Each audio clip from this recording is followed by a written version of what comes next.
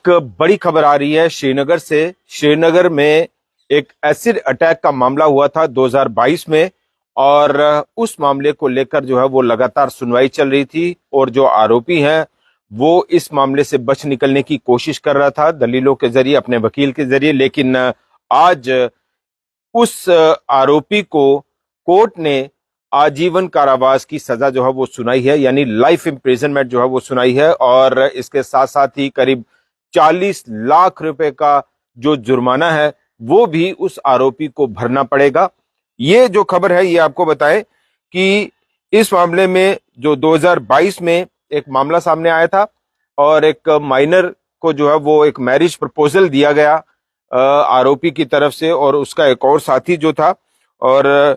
जब उस लड़की ने ये जो मैरिज प्रपोजल है वो नकार दिया, यानी उससे इनकार कर दिया,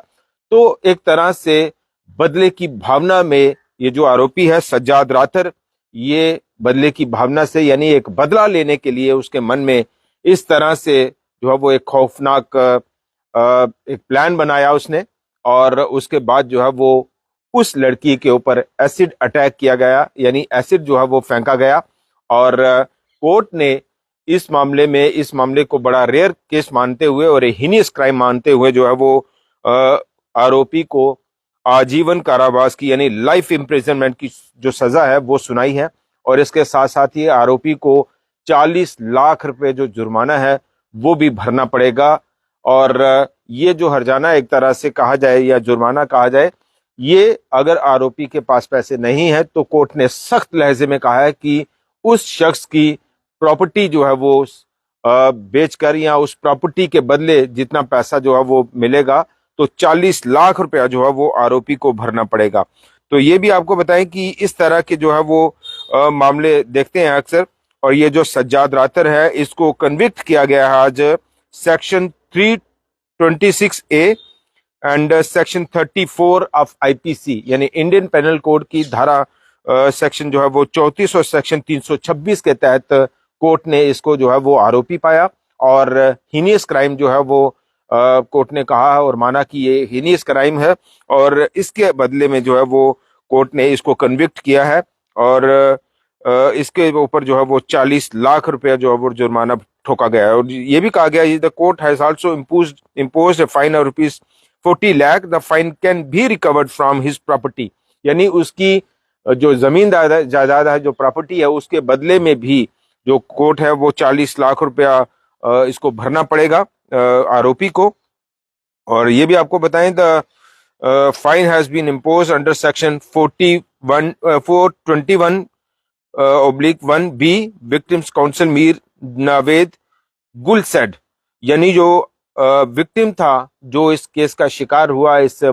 घटना का शिकार हुआ, उसके वकील की ओर से ये जानकारी दी गई है। और उसके वकील मीर नवेद गुल, उसने ये जानकारी दी है कि कोर्ट में ये पूरा जो मामला है वो चला। और 2022 की ये जो घटना है वो हमें याद है अच्छे से कि ये जो घटना सामने आई थी और कश्मीर में भी कई लोगों ने जो है वो इस तरह की घटनाओं का जो है वो एक तरह से उनको नकारा और ये कहा कि कश्मीर जो है वो बड़े लहजे के लिए जाना जाता है, हॉस्पिटैलिटी के लिए जाना जाता है, प्यार मोहब्बत के लिए जाना जाता है। लेकिन अब ऐसे ऐसे मामले जो हैं वो कश्मीर में सामने आ रहे हैं। पिछले कई ऐसे मामले भी सामने आए हैं कि जब नशे की हालत में या नशे के लिए किसी बेटे ने माँ को कत्ल कर दिया या बाप को कत्ल कर दिया, तो एक सिविल सोसाइटी जो है वो इस तरह की घटनाओं को लेकर काफी संजीदा है और काफी चिंता भी है और काफी गुस्सा भी है, उबाल भी है लोगों में कि कश्मीर जो है वो अब किस तरफ जा रहा है। कश्मीर में इस तरह के जो मामले हैं वो सामने आ रहे हैं कि एसिड अटैक जैसे मामले जो है वो सामने आ रहे हैं,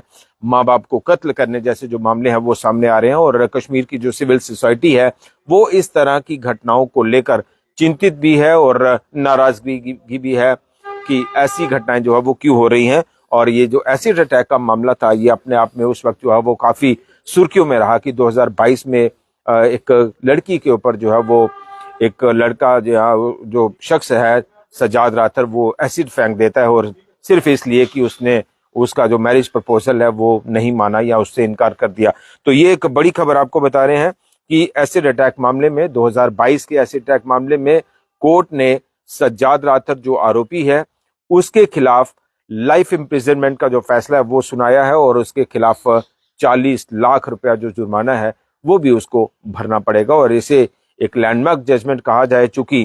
अब ऐसा करने की या करने की सोच रहे जो लोग हैं, जो शैतानी दिमाग वाले जो लोग हैं, उनके लिए ये एक सबक होगा कि अगर वो ऐसी घटनाओं को अंजाम देते हैं, माँ बाप को कत्ल करते हैं या एसिड फेंकते हैं किसी के ऊपर, तो उनको भी